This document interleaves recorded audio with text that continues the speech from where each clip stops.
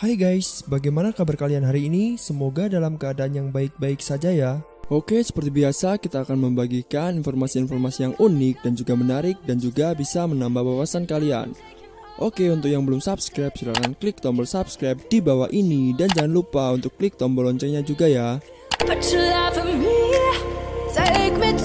Sebagian besar anak-anak, remaja, dan orang dewasa dunia adalah penonton SpongeBob SquarePants. Tokoh kartun itu identik dengan bentuk spons berwarna kuning persegi. Ia hidup di dasar Samudra Pasifik di sebuah nanas yang terletak di kota Bikini Bottom bersama seafood peliharaannya bernama Gary. Sehari-hari, SpongeBob bekerja sebagai juru masak Krabby Patty, roti tumpuk mirip burger, di Krusty Krab, restoran yang dimiliki oleh seekor kepiting bernama Eugene Harold Krab atau akrab disapa Tuan Krab. Bosnya itu pelit bukan main. Saat libur, SpongeBob dan sahabatnya Patrick si bidang laut gemar piknik bersama, namun keduanya kerap membuat ulah. Korban mereka biasanya adalah Squidward, gurita yang angkuh menjadi tetangga SpongeBob. Squidward pun tak menyukai SpongeBob dan Patrick karena tingkah laku mereka dinilainya kekanak-kanakan. Di satu sisi, di luar itu semua, film kartun yang dirilis pada 1 Mei 1999 ini dinilai oleh sejumlah pihak menyimpan rahasia yang tak banyak diketahui orang, termasuk yang suram dan gelap.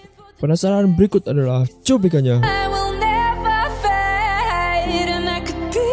Gary dan Patrick adalah saudara sepupu. Gary adalah siput peliharaan SpongeBob yang kadang-kadang bertingkah seperti kucing, sementara Patrick adalah sahabatnya. Baik Patrick maupun Gary terlihat akrab. Kenapa mereka bisa seakrab itu? Yang mungkin tak diketahui publik tentang Patrick dan Gary adalah bahwa mereka ternyata adalah saudara sepupu. Menurut episode 4 yang berjudul Roll of Dam, diungkapkan bahwa ayah Patrick dan ayah Gary adalah saudara, sehingga membuat Patrick dan Gary memiliki hubungan keluarga meski beda spesies.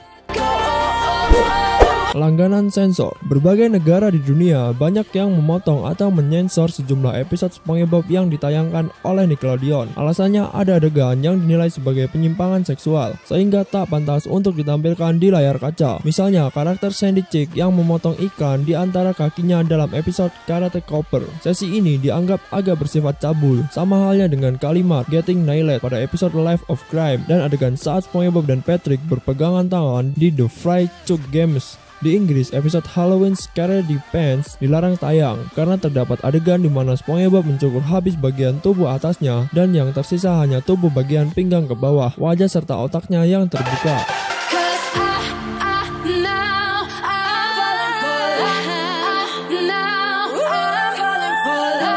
Membawa dampak buruk bagi bocah. Menurut sebuah studi yang dilakukan pada tahun 2011 oleh University of Virginia, UVA, SpongeBob mengotak-atik memori penyimpanan anak-anak di otak dan merusak mental untuk belajar. Temuan ini menunjukkan bahwa anak-anak prasekolah yang menonton serial tersebut dikhawatirkan mendapat gangguan jangka pendek dalam fungsi mental dan butuh perhatian lebih dari orang tua. Penelitian dilakukan dengan memberikan perhatian kepada anak-anak berusia 4 tahun, mendapatkan pemecahan masalah dan menguji perilaku anak-anak setelah mereka menghabiskan 9 menit untuk menonton SpongeBob. Kelompok menggambar dan yang menyaksikan Kailu menunjukkan sedikit perbedaan, tetapi kelompok yang melihat SpongeBob menunjukkan perilaku merusak. Kemungkinan anak-anak tersebut mengadopsi perilaku karakter-karakter SpongeBob yang sifatnya ingar-bingar, kata pimpinan peneliti Angelina Lillard, seorang profesor psikologi di UVA. Icon Guy. Pada tahun 2002, sebuah kontroversi mencuat ke publik. Adanya pernyataan yang menyebut bahwa SpongeBob adalah gay menuai sorotan luas di media sosial. Tuduhan tersebut didasarkan pada sifat flamboyan SpongeBob, disposisi sensitifnya, dan kedekatannya dengan Patrick yang beberapa kali terlihat saling bergandengan tangan. Penciptanya mendiang Stephen Hillenburg pun dipaksa untuk membuat pernyataan bahwa anggapan semacam itu konyol karena karakternya agak aseksual. Namun sekali lagi, kelompok evangelis kembali membawa kontroversi ini ke hadapan umum dan mereka memboikot SpongeBob karena dinilai gay pada tahun 2005. Dalam sebuah wawancara di Huffington Post pada tahun 2015, aktor pengisi suara untuk SpongeBob Tom Kenny ditanya, apakah karakter yang ia bawakan pernah dikaitkan dengan tokoh yang signifikan. Menurut saya, pendapat kami terhadap SpongeBob dan Patrick adalah bahwa mereka adalah karakter praseksual. Seperti mereka terlalu muda dan naif untuk memiliki perasaan seperti itu.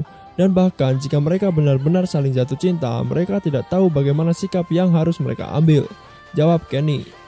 Nah guys, bagaimana informasi tadi? Cukup menarik bukan? Kalau menarik kalian tahu kan harus ngapain? Jadi sampai jumpa di pertemuan selanjutnya ya.